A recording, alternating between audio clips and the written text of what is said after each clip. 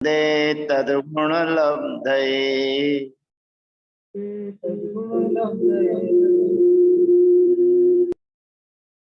प्रमाद कसाय योगा बंध हेतवः।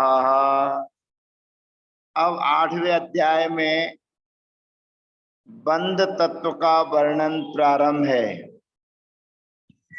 7 तत्व बताए थे शुरू में, जीव, अजीव, आश्रव, बंध, संबंध, निर्जरा और मोक्ष। अब मोक्ष, अब बंध तत्व की चर्चा कर रहे हैं। जीव, अजीव और आश्रव की चर्चा हो गई, अब बंध तत्व की चर्चा प्रारंभ कर रहे हैं। बंध किन कारणों से होता है उसके बारे में बताया जा रहा है। मिथ्या दर्शन, जो मिथ्या दर्शन है, एकांत, विपरीत, विनय आदि, जो 5 प्रकार की चर्चा आती है, वो मिथ्या दर्शन कर्मों का बंध होता है। फिर उसके बाद में आता है अविरति।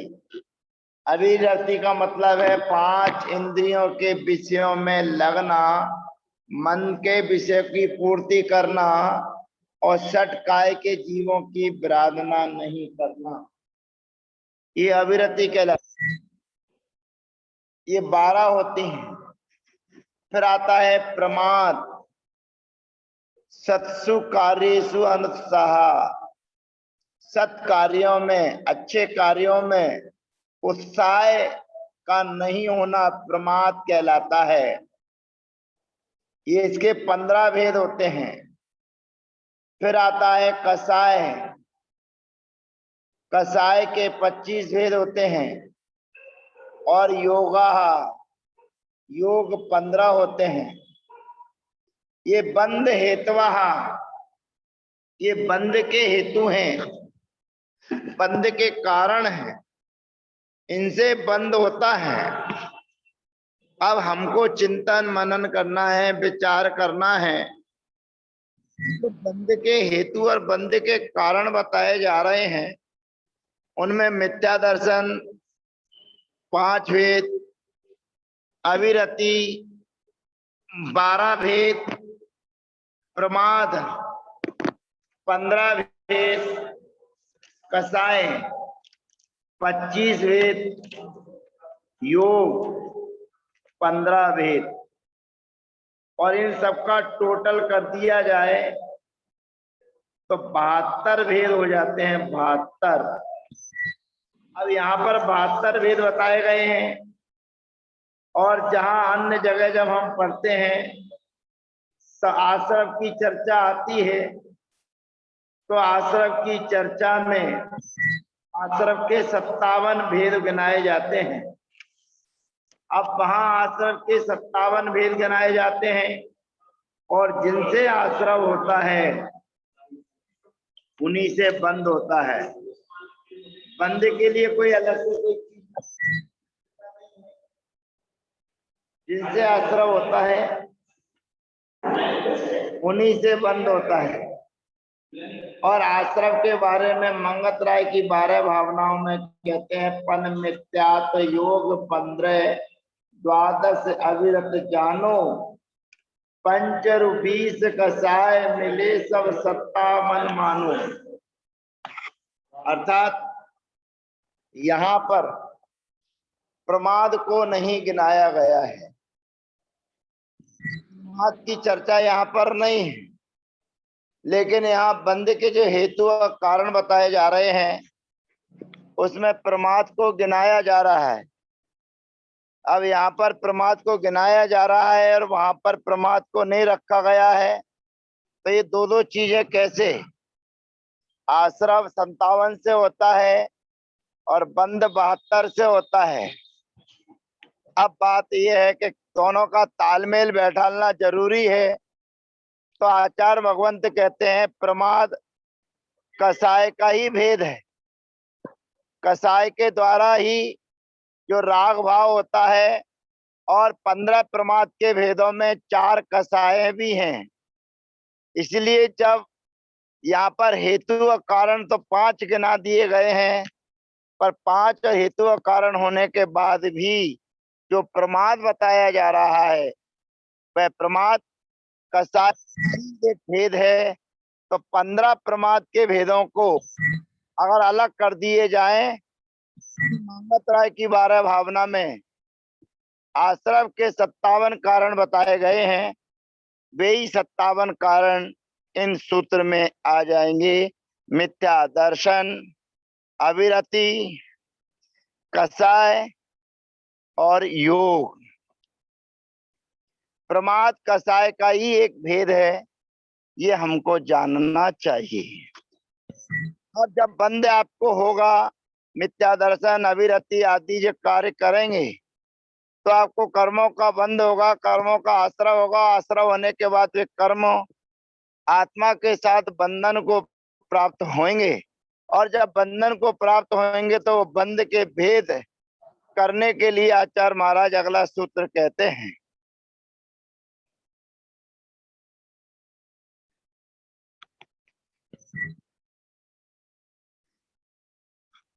अगला सूत्र कहते हैं इस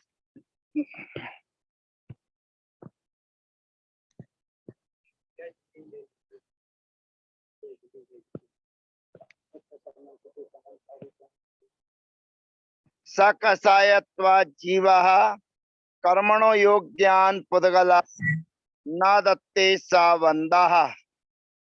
अब यहाँ पर बंध की परिभाषा दर्शाई जा रही है, बताई जा रही है कि किसको बंध होता है। कहते सकसायत्वा जीवः। देखना, एक एक चीजों पर विचार करना, एक एक चीजों पर चिंतन करना कि आचार्य महाराज कितनी सूक्ष्म बातें और किस प्रकार से दर्शाने की कोशिश कर रहे हैं, अभी आप देखेंगे। सकसायत्वा जीवा, जीव कैसा होना चाहिए? कसाय से सहित होना चाहिए। तो जो कसाय से सहित जीव है, ऐसा जीव कर्मण हो, कर्मों के योग, योग्यान माने योग, पुद्गलान माने पुद्गलों को, आदत्ते ग्रहण करता है, सा बंधा। देखिए बंद की परिभाषा सूत्रगत किस प्रकार से आचार्य महाराज यहाँ पर दर्शा रहे हैं।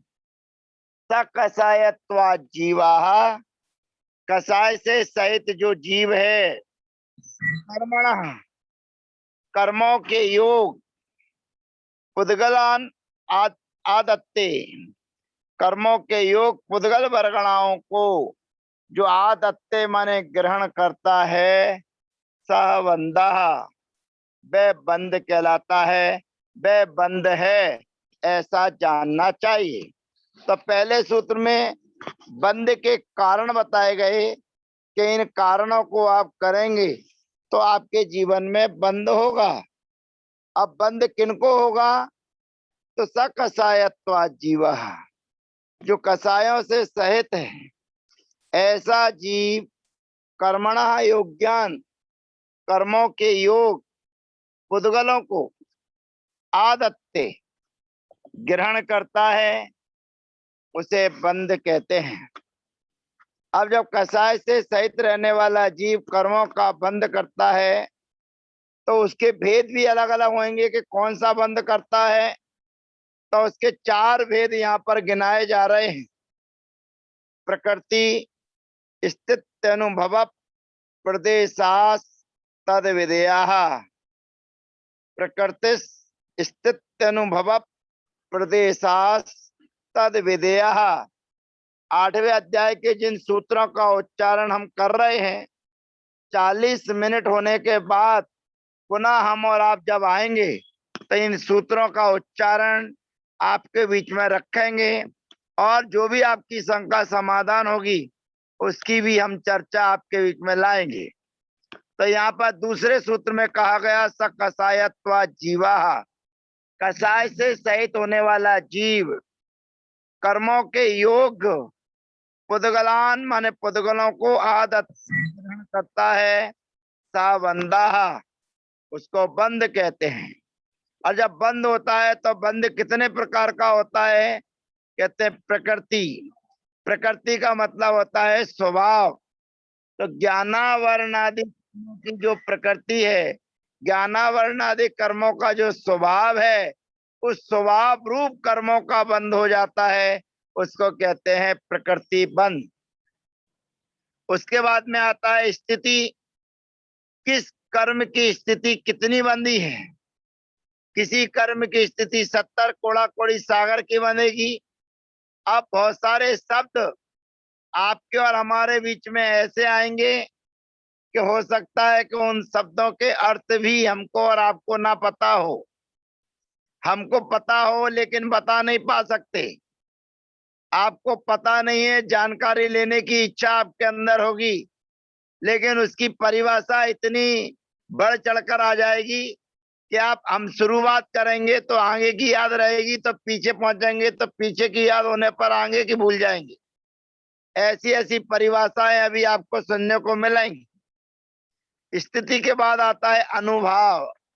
अनुभव और अनुभाव एक ही बात है। अनुभाग, जो कर्म हमने बांधा है उस कर्म का बंटवारा होता है। जैसे कोई काम सरकारी लेवल पर हो या अन्य स्तर पर हो, जैसे कि सरकार से पैसा मिलता है लोगों को, अभी फिलहाल तो सबके खाते में पहुंच जाता है, इसलिए पूरा का पूरा जा रहा है। लेकिन एक समय में जब खाते में नहीं पहुंचता था, तब पता पड़ा कि सरकार से 1 लाख रुपया उसको प्राप्त होने के लिए तैयार हुआ है, लेकिन वहां तक पहुंचते पहुंचते 50,000 40,000 रह गया। तो इसी प्रकार से जब हम कर्मों का बंद करते हैं तो उन कर्मों का बंटवारा होता है। तो जैसे यहाँ पर पैसे का लोन लिया जाता है या सरकार सुविधा देती है, उस पैसे का भी बंटवारा होता है। और उसका प्रत्यक्ष उदाहरण अभी कुछ समय पूर्व मुंबई के जो अफसर था जिसको गिरफ्तार किया गया है, उसने अपना बयान दिया कि मेरे को आदेश था कि 100 करोड़ रुपया मुझे महीने में चाहिए। अब विचार कीजिए कि 100 करोड़ रुपया अगर एक कोई पुलिस अधिकारी उस गृह मंत्री के पास में पहुंचाएगा तो वो लोगों से कितने इकट्ठे करेगा और जिन जिन लोगों को तैयार करेगा उनको भी देना पड़ेगा। तो इसी प्रकार से ये कोई नई व्यवस्था नहीं है, ये हमारे जैन सिद्धांत के कर्मों के बंटवारे की व्यवस्था है। अंतर इधर है कि वहां पर आदमी रिश्वत लेकर बंटवारा करता है और यहाँ पर ये जीव स्वयं कर्मों को बांधकर 8 प्रकार के कर्मों के रूप में बंटवारा करता है। सबसे ज्यादा वेदनी कर्म को दे देता है, फिर अन्य ज्ञानावरण दर्शनावरण मोहिनी कर्म को दे देता है, फिर आयु कर्म को दे देता है, नाम और गोत्र को दे देता है, और फिर उसके बाद में 8 कर्मों में 7 कर्मों का बंध तो निरंतर होता है, परंतु आयु कर्म का बंध जब हो जाता है तो फिर 8 कर्मों का बंध होता है। तो ऐसे ही 8 कर्मों के बंटवारे की एक व्यवस्था है कि किसको कौन से कर्म के प्रदेश दिए जाएं, उसको कहते हैं अनुभाग बंध। और अनुभाग बंध के बाद में आता है प्रदेश बंध। माने ये शरीर के साथ में किन कर्म परमाणुओं के प्रदेशों को कितनी मात्रा में ग्रहण करता है, उसकी चर्चा यहाँ पर है। तो यहाँ बंध के 4 भेद किए जा रहे हैं: प्रकृति बंध, स्थिति बंध, अनुभाग बंध और प्रदेश बंध। इन चारों की चर्चा आगे धीरे धीरे होती चली जाएगी। तो सबसे पहला जो बंध हमारे बीच में आया है प्रकृति बंध। प्रकृति का मतलब होता है स्वभाव। पैडी शील सहावो, माने प्रकृति कहो, शील कहो, स्वभाव कहो, ये एकार्थवाची हैं। ऐसे सिद्धांत चक्रवर्ती आचार्य श्री नेमिचंद जी महाराज कर्म कांड ग्रंथ में कहते हैं। अब प्रकृति के कितने भेद हैं आप सभी जानते हैं। कर्म प्रकृति 8 होती हैं। ज्ञानावरण, दर्शनावरण, वेदनीय, मोहनीय, आयु, नाम, गोत्र और अंतराय। उन 8 प्रकार के कर्म भेदों का नाम अब अगले सूत्र में आपको बताया जा रहा है। आद्यो, ज्ञान, दर्शनावरण, वेदनीय, मोहनी, यायुर, नाम, गोत्रांतरायः। अर्थात आद्यो, आद्यो माने पहला जो बंध है, पहला जो प्रकृति बंध है, उस प्रकृति बंध के ये 8 भेद, मूल 8 भेद आपके बीच में रखे जा रहे हैं। और प्रत्येक प्रकृति के उत्तर भेद यदि कर दिए जाएं तो इन कर्म प्रकृतियों के 148 भेद हो जाते हैं। तो आद्यो माने सबसे पहला जो प्रकृति बंध है उसके ज्ञानावरण, दर्शनावरण, वेदनीय, मोहनीय, आयु, नाम, गोत्र और अंतराय। अब एक विचित्र बात आपको समझना है कि 8 कर्मों में केवल 2 कर्म ऐसे हैं जिन पर आवरण है। ज्ञानावरण, ज्ञान पर जो आवरण डाल दे, ज्ञान को जो ढक दे। दर्शनावरण, दर्शन का जो आवरण कर दे, दर्शन को जो ना होने दे। और दोनों के लिए दृष्टांत अलग अलग है। ज्ञानावरण कर्म के लिए दृष्टांत दिया गया पर्दा। पर्दे को आप किसी भी जिन बिंब के सामने लगा दीजिए तो वो पर्दा, उस पर्दे के पीछे कौन है उसके दर्शन नहीं होने देता है। अब दर्शन आवरण विचार करना, ज्ञान और आवरण, दर्शन और आवरण दोनों के साथ में आवरण लगा हुआ है, पर दोनों के दृष्टांत अलग हैं।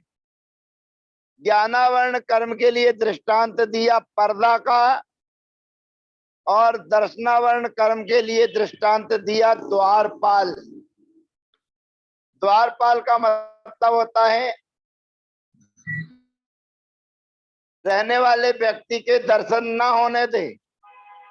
जैसे उदाहरण के तौर पर कलेक्टर से यदि मिलना है या बड़े अधिकारी से मिलना है तो बड़े अधिकारी से मिलने के लिए बाहर द्वारपाल जो बैठा हुआ है दरवाजे पे, गेटमैन, उसके बिना आप बड़े अधिकारी से नहीं मिल सकते।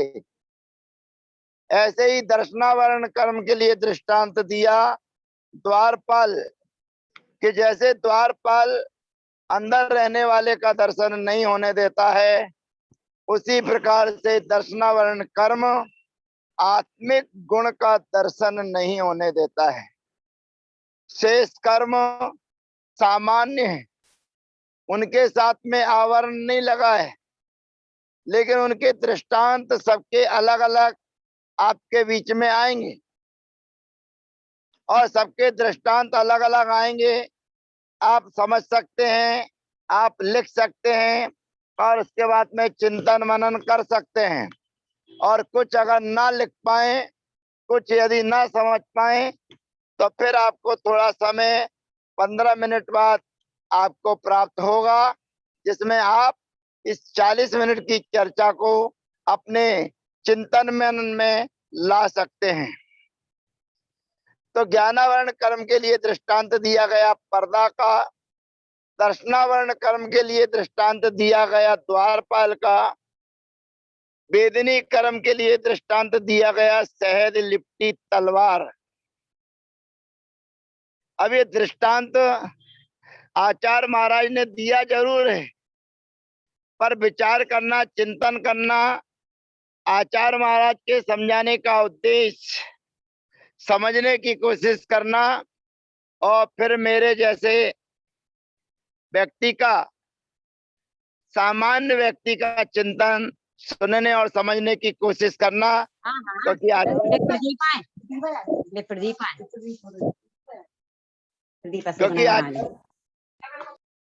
स्वामी जी महाराज के बारे में हम और आप उनकी तत्व चर्चा को ग्रहण करने में असक्षम हैं।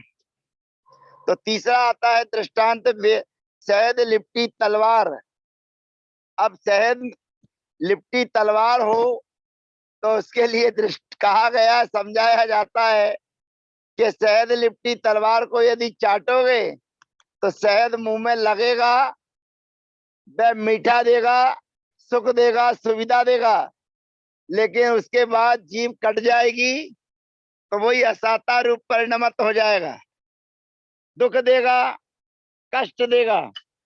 अब मेरा चिंतन चल रहा है, आप भी थोड़ा सा अपना विचार करना, चिंतन करना कि जिस तलवार में शहद लपटा हो और उस तलवार को जीभ से आदमी कैसे चाट सकता है, और जब जीभ से चाटेगा तो उसकी जीभ कट कैसे सकती है, क्योंकि तलवार में एक तरफ धार होती है और एक तरफ धार नहीं होती है। और तलवार में लिपटी हुई शहद को कोई जरूरी नहीं है कि तलवार को अंदर ले जाए, ले जाएगा कैसी, इतनी छोटी तो कोई तलवार नहीं है, मुंह जरूर छोटा है और वह अपने हाथ से लेकर भी चाट सकता है। लेकिन दृष्टांत देने का अभिप्राय, दृष्टांत हमेशा एक देश हुआ करता है, और एक देश दृष्टांत होने के कारण हमें उस वस्तु के तत्व की गहराई में जाना है कि शहद मिठास देता है, सुख देता है, सुविधाएं देता है, और उसके बाद जब जीभ कट जाती है, अंग छिन्न भिन्न हो जाता है, तो उससे वेदना और कष्ट होता है। इसलिए आचार्य महाराज ने दृष्टांत दिया, शहद लिपटी तलवार। अब शहद में, तलवार में शहद लगा हो तो तलवार कैसे मुंह में डालेगा, उससे क्यों चाटेगा, उंगली में लेकर के भी चाट सकता है, तलवार तो मुंह में जा नहीं सकती है। ये मेरी अपना चिंतन मनन की बातें हैं, तो आप भी विचार करना, चिंतन करना।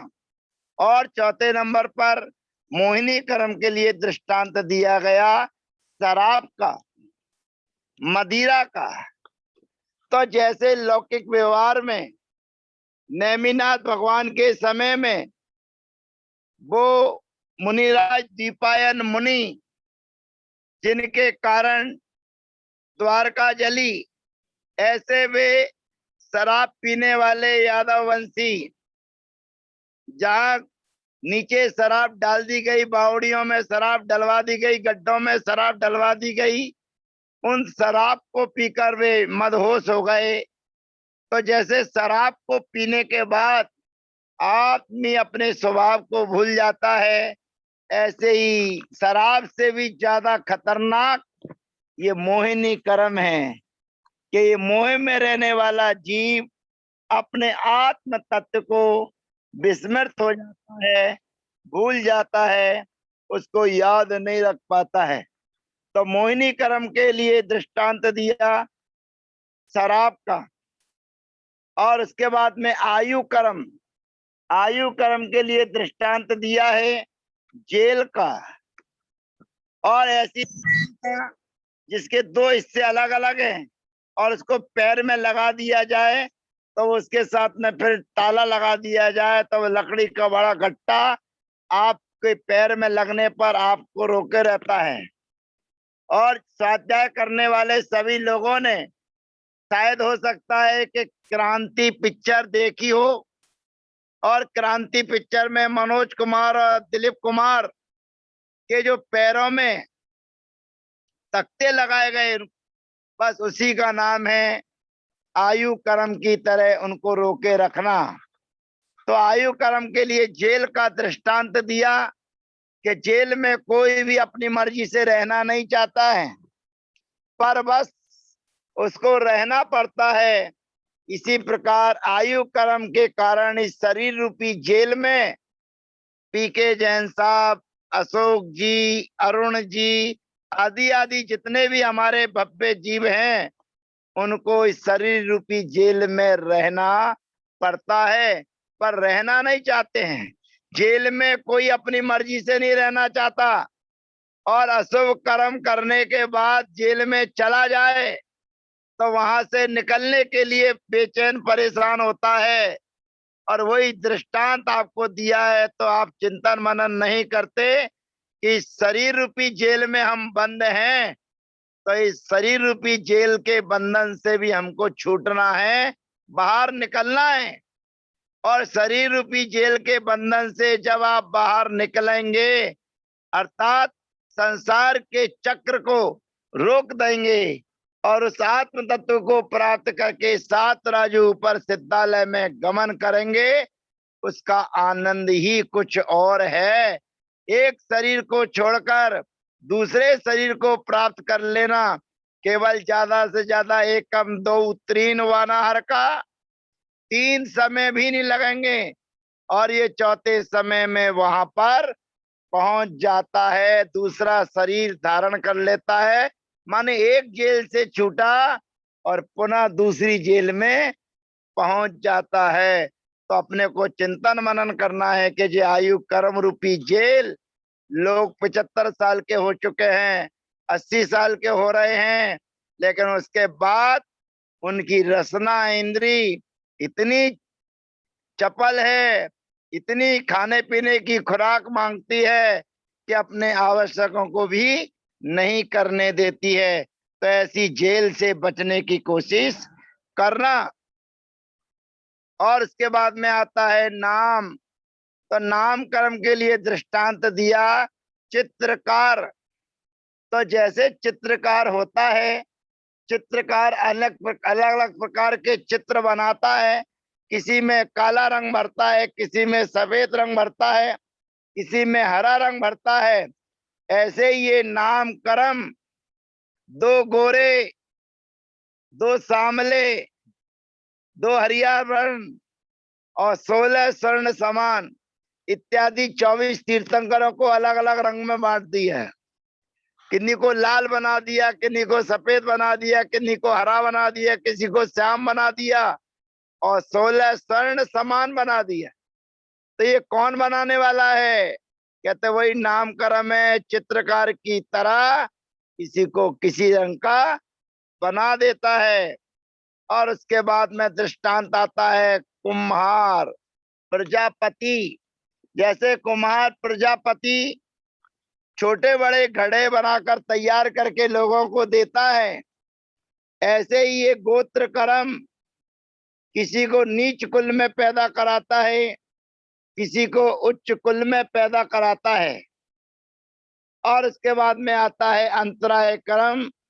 तो अंतराय कर्म के लिए दृष्टांत दिया गया भंडारी। भंडारी का मतलब होता है मुनीम। तो जैसे मालिक किसी को कहता है कि फलाने को इतने पैसे दे देना, लेकिन वह भंडारी, वह मुनीम उतने पैसे ना देकर उसमें कुछ कटौती कर देता है, बस इसी का नाम है अंतराय। तो जैसे कोई पढ़ रहा है, लिख रहा है, कोई दान दे रहा है, लेकिन अंतराय डालने वाला उसमें अंतराय डाल देता है कि आपको ऐसा करने की जरूरत नहीं है। जैसे आज के समय में लॉकडाउन चल रहा है, कोरोना की महामारी चल रही है, उस समय आदमी को द्रव्य दान देने का अवसर प्राप्त कैसे हो, क्या हो? तो प्राय करके मीडिया के माध्यम से, चैनलों के माध्यम से आपको भगवान से जोड़ा जाता है, शांति धारा की जाती है, कराई जाती है। अब जो कराते हैं वह पुण्य का अर्जन कर रहे हैं, वे अपने घर बैठे क्षेत्र को दान पहुंचा रहे हैं। लेकिन जो दान नहीं देते हैं, वे उनसे कहते हैं ऐसे देने से क्या फायदा, ऐसा करने से क्या फायदा। तो सामने वाला अंतराय वही करता है, वही 19वीं बीसी की बातें करता है जो नहीं करता है दान पुण्य। दान पुण्य करने वाला तो दान पुण्य करने के बाद में भूल जाता है कि मैंने कुछ दान दिया है। मैंने दान कुछ नहीं दिया, मैंने अपने द्रव्य का सदुपयोग किया, पुण्य के उदय से आया और पुण्य का बंद करने के लिए मैंने दान समर्पित कर दिया। तो ऐसा चिंतन मनन करने वाले जीव, तो ये आठों कर्म जो हमारे बीच में आए, ज्ञानावरण, इसके लिए दृष्टांत है पर्दा। जैसे जिन प्रतिमा के सामने पर्दा लगा दिया जाए तो पर्दे के अंदर कौन से भगवान हैं, कौन बैठा है, नजर नहीं आते हैं। उसी प्रकार से ज्ञानावरण कर्म हमारा जो ज्ञान है उस ज्ञान को उत्पन्न नहीं होने देता, उसको प्रकट नहीं होने देता है। दूसरा दृष्टांत है दर्शनावरण के लिए द्वारपाल का। तो जैसे द्वारपाल को अंदर जाने से वह रोकता है, बड़े अधिकारी का से मिलने नहीं देता है, ऐसे ही दर्शनावरण कर्म हमारा जो आत्मिक दर्शन है उस दर्शन को नहीं होने देता है। और वेदनी की बात वही आ गई, शहद लिपटी हुई तलवार का दृष्टांत है। लेकिन शहद तो कोई चाट लेगा, लेकिन तलवार मुंह में क्यों डालेगा। लेकिन दृष्टांत एक देश होता है, इसलिए आपको भी इसमें चिंतन मनन करना है। और उसके बाद में आता है मोहिनी। मोहिनी कर्म का मतलब है शराब जैसे लोगों को मोहित कर देती है, मूर्छित कर देती है, ऐसे ही ये मोहिनी कर्म, जिसके लिए पंडित प्रवर दौलत राम जी कहते हैं, मोह महामद पियो अनादि, भूल आपको भरमतवादी। हे बंधुओं, मोह रूपी मदिरा को आप अनादिकाल से पीते चले आ रहे हैं और उस मोह रूपी मदिरा के कारण अपने अस्तित्व को, अपने स्वरूप को भ्रमित हैं, भूल रहे हैं। तो आपको मोह रूपी मदिरा का त्याग करना चाहिए। तो उसके लिए दृष्टांत मदिरा माने शराब की तरह दिया है। और आयु कर्म के लिए दृष्टांत जेल। जैसे जेल में बंद कोई रहना नहीं चाहता है, जबरदस्ती उसको रहना चाहता है, ऐसे ही ज्ञानी और सम्यक दृष्टि जीव शरीर रूपी जेल में रहकर उससे बाहर निकलने की कोशिश करता है। और नाम, ये इसके लिए दृष्टांत है चित्रकार का। तो जैसे चित्रकार दीवार में चित्र बनाता है और उसमें अलग अलग प्रकार के कलर और रंग भरता है, ऐसे ही नाम कर्म किसी को औदारिक शरीर दिलाता है, किसी को वैक्रिक शरीर दिलाता है, और किसी को लाल, किसी को गोरा, किसी को सफेद, किसी को काला, ये रंग प्रदान कराता है। और आयु के बाद में आता है गोत्र। गोत्र के लिए दृष्टांत है कुम्हार और प्रजापति। जैसे कुमार प्रजापति घड़े छोटे बड़े बनाता है, ऐसे ही गोत्र कर्म भी इन जीवों को उच्च नीच और गोत्र में प्राप्त कराता है। और जैसे मुनीम भंडारी अंतराय कर्म के लिए दृष्टांत है, वो उसमें रुकावट पैदा करता है, इसी प्रकार अंतराय कर्म भी हमारा जिसने बांध रखते हैं लोगों को अच्छे कार्यों में, सत कार्यों में करने से जो रोकते हैं, उनको अच्छी चीजों की प्राप्ति नहीं होती है। और ये बंद होने के बाद पुनः चालू हो जाएगा, पुनः आप लोग जुड़िएगा।